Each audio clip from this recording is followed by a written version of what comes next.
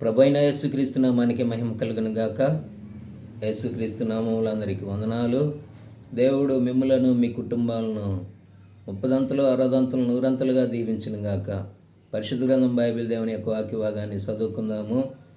కీర్తనల గ్రంథము 27వ అధ్యాయము 10వ వచనంలో ఉన్న వాక్య భాగాన్ని చదువుకుందాము. నా తల్లిదండ్రులు నన్ను విడిచినను, యెహోవా నన్ను శారదీయును. నిజమే, తల్లి అయినా తండ్రి అయినా ఒకవేళ విడిచిపోతారేమో, కానీ దేవుడు మాత్రము ఆయన విడిచిపెట్టే దేవుడు కాడు. వాక్యం ఏమని రాయబడుతూ ఉన్నదంటే ఆయన నన్ను శారదీయును. నిజమే, మన జీవితంలో మన తల్లిదండ్రులు, మన బంధుమిత్రులు, మన రక్త సంబంధులు అవసరమైతే వదిలిపెట్టేవారుగా ఉంటారు. ఎందుకంటే మన యొక్క పరిస్థితి మారినప్పుడు, మనకు శ్రమము, కష్టము, బాధలు, ఇరుకులు, ఇబ్బందులు వచ్చినప్పుడు అవసరమైతే వాళ్ళు కన్న తల్లి కానీ కన్న తండ్రి కానీ కనీసము మరి తోడబుట్టిన వారు కానీ వదిలిపెట్టేవారుగా ఉంటారు. మరి దేవుడు అలాంటి వాడు కాదండి. ఆయన శారదీసే దేవుడు. కష్టాలలో, కన్నీళ్ళలో, శ్రమలలో, బాధలలో నిన్ను శారదీసి ఓదార్చి నిన్ను ముందుకు నడిపించే దేవుడై ఉన్నాడు. నిజంగా దేవుడు తన మార్గాన నడిచే బిడ్డలందరినీ కూడా ఆయన ఆశీర్వదించే దేవుడు. ఆయన ఏమంటున్నాడంటే, నేనే మార్గమును, సత్యమును, జీవమునై ఉన్నాను.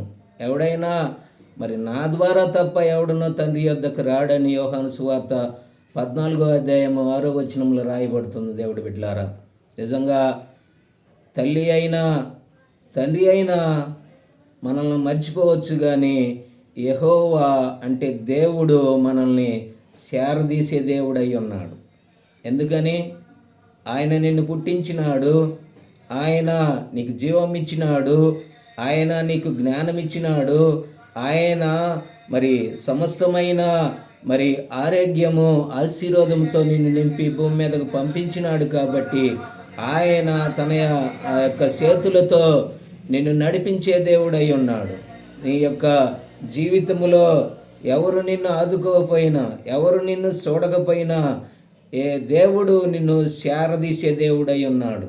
మళ్ళీ ఒకసారి చదువుతాను. నా తల్లిదండ్రులు నన్ను విడిచినను, యెహోవా నన్ను శారదీయును. తల్లిదండ్రులు విడిచినను, యెహోవా శారదీయును. కనుక దేవుడు నీ పక్షాన ఉన్నాడు. కాబట్టి నువ్వు భయపడే పని, దిగులు పడే పని, మరి నువ్వు అదో రకమైన యొక్క మనోవేదనతో ఉండే పని ఏమాత్రం కూడా లేదు. ఎందుకో తెలుసా? దేవుడు నీ పక్షాన నుండి నీ తల్లిదండ్రులు, నీ రక్త సంబంధులు, నీ బంధుమిత్రాదులు ఎవరు వదిలిపెట్టినా కూడా దేవుడు నిన్ను సేదతీర్చి నిన్ను ఆదుకునే దేవుడు. కాబట్టి మార్గము, సత్యము, జీవమైన దేవుడి దగ్గరికి నువ్వు వస్తే ఆయన తప్పనిసరిగా నిన్ను నీ శ్రమలు, కష్టాలు, ఇరుకు, ఇబ్బందుల నుంచి విడిపించి నిన్ను కూడా మరి ఆయన శారదీసి తన ఆశీర్వాదము, దీవెన నీకు అనుగ్రహించేవాడుగా మరి నీకును నీ కుటుంబానికి 30 60 100 తన ఆశీర్వాదము నీకు దయచేయునుగాక. దేవుడి వాక్యాన్ని దీవించుగాక. ప్రార్థన చేసుకుందాం. మహాపరిశుద్ధుడు తండ్రి, సర్వశక్తిమంతుడా, తల్లిదండ్రులు విడిచిన అయా నువ్వు విడిచిపెట్టే దేవుడు కాదు ప్రభువా. నువ్వు శారదీర్చి అయా నువ్వు ఓదార్చి సేదతీర్చే దేవుడు అయి ఉన్నావు ప్రభువా.